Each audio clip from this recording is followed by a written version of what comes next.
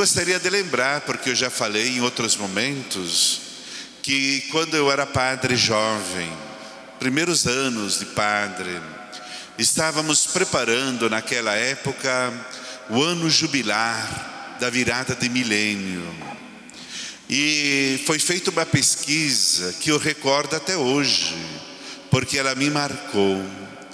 E a pesquisa revelou que 75% dos católicos não sabiam que o nosso Deus é uno e trino.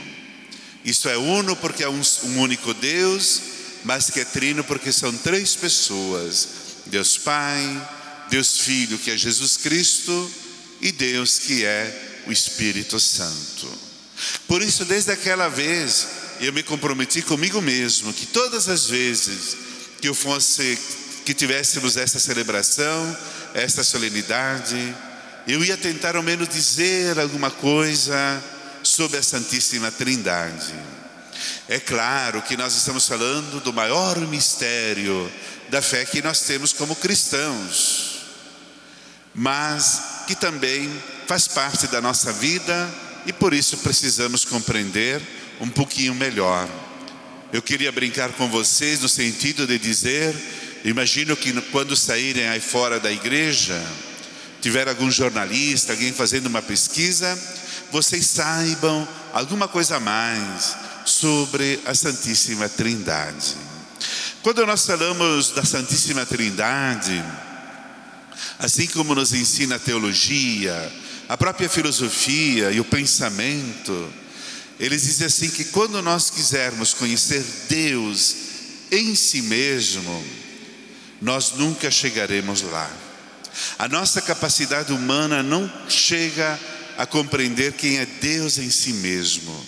Por mais inteligentes e mais fortes nas nossas capacidades humanas, nós nunca poderíamos adentrar no mistério profundo que é Deus em si mesmo. Todos nós conhecemos aquela história de Santo Agostinho, que nós ouvimos desde criança, que ele estava lá à beira do mar e de repente se encontrou com um anjo, e ele via que o anjo corria, queria colocar toda a água do mar dentro de um buraquinho, e Santo Agostinho perguntou para ele o que ele estava fazendo, e o anjo disse que ele queria colocar o mar dentro daquele buraquinho, e Santo Agostinho disse: mas isso é impossível. E o anjo teria dito assim para ele: é mais fácil colocar o mar dentro desse buraquinho do que você compreender a Santíssima Trindade. Isso que é Santo Agostinho, que é dele que nós temos as melhores reflexões sobre a Santíssima Trindade. Mas se nós não compreendemos a Santíssima Trindade, nós sentimos ela, nós percebemos, nós sabemos que ela existe por aquilo que nós acreditamos. Uma outra comparação que a gente poderia fazer é como se nós estivéssemos diante de uma grande montanha.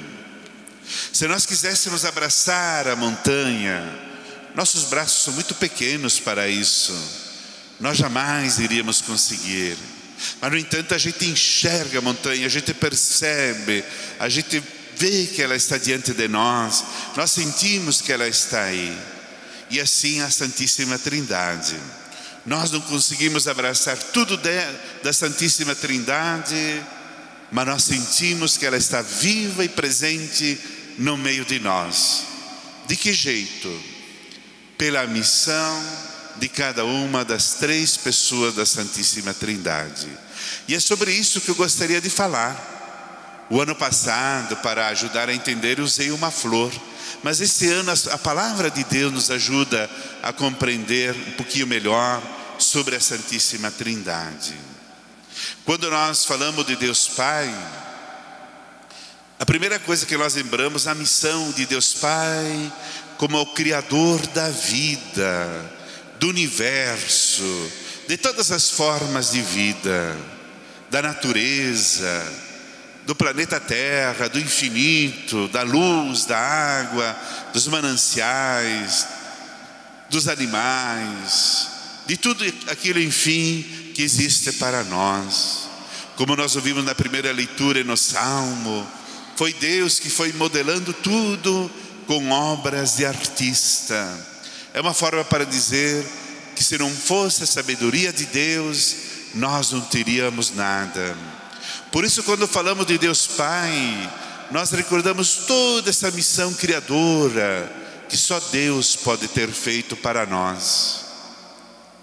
E essa reflexão, ela se completa quando nós vamos para o Salmo 8, que nós cantamos, que é um dos salmos mais bonitos que nós temos na Bíblia, quando ele disse assim, que Deus criou o homem e o criou só um pouquinho abaixo de Deus.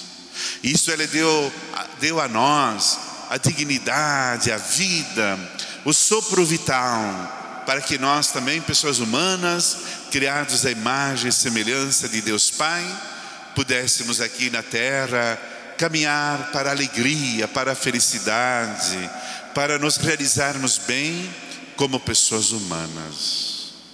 Mas agora, seguindo uma intuição que veio de Santo Irineu, um grande teólogo dos primeiros, lá do início da nossa igreja, das primeiras comunidades cristãs, ele disse que Deus Pai não se bastou a si mesmo, e ele usou de duas mãos para poder completar o seu mistério: a mão de Jesus Cristo e a mão do Espírito Santo. Quando nós falamos de Jesus, é claro que a gente olha para a cruz, porque Jesus foi humano no meio de nós, nasceu na manjedoura, cresceu na condição humana, foi Ele que propôs o caminho do amor, se apresentou como bom pastor que cuida de todas as ovelhas. É Ele que nós conhecemos pelo Evangelho, aquele que sempre passou fazendo bem no meio de nós. E por isso, Ele também foi elevado, foi perseguido, foi levado na cruz, morreu, mas não vamos esquecer, na cruz está o ressuscitado, é aquele que venceu a morte, é a mão que Deus colocou no meio de nós para poder nos redimir, nos salvar, nos glorificar, nos encher de esperança. Foi o próprio Jesus que revelou o rosto de Deus Pai para toda a humanidade. Mas também, como dizia Santo Irineu, Ele também nos deu a segunda mão, que é o Espírito Santo. O Espírito Santo é o sopro da vida que estará desde o princípio da vida. Mas ele foi prometido a nós por Jesus de forma definitiva quando ele voltou para a casa do Pai. E por isso o Espírito Santo, aquele que ele disse, ele vai ensinar e recordar tudo aquilo que eu vos mostrei. A missão do Espírito Santo é nos guiar nesse caminho da igreja, da nossa fé, dos sacramentos, do testemunho do amor, no meio da nossa caminhada, da nossa vida humana. Como nós ouvimos na segunda leitura do dia de hoje, da carta de São Paulo aos Coríntios, ele dizia assim: o amor de Deus nosso Pai foi derramado em nossos corações por Jesus, pelo Espírito Santo. Jesus que é a nossa esperança, a esperança que nunca decepciona. Por isso é o Espírito Santo que nos abre caminho, nos abre para o caminho de Jesus Cristo, como nós estamos celebrando nesse ano com a porta. É o Espírito Santo que vai abrindo os caminhos, as portas, para nós, pouco a pouco, também sermos glorificados junto com Deus nosso Pai. Eu finalizo, meus irmãos, minhas irmãs, recordando que Deus Pai, Deus Filho e Deus Espírito Santo é o princípio e fim de toda a nossa vida. É Ele que nos dá o princípio da vida, é com Ele que nós queremos um dia sermos glorificados para sempre. Em nome do Pai, do Filho, do Espírito Santo. Amém. Oferecimento: Imobiliária Imofar, 50 anos. Tranquilidade total na hora de comprar, alugar ou vender é com a Imofar. Grupo Bigfer. Somos feitos de história. Rua Papa João 23, 675, Bairro Imigrante.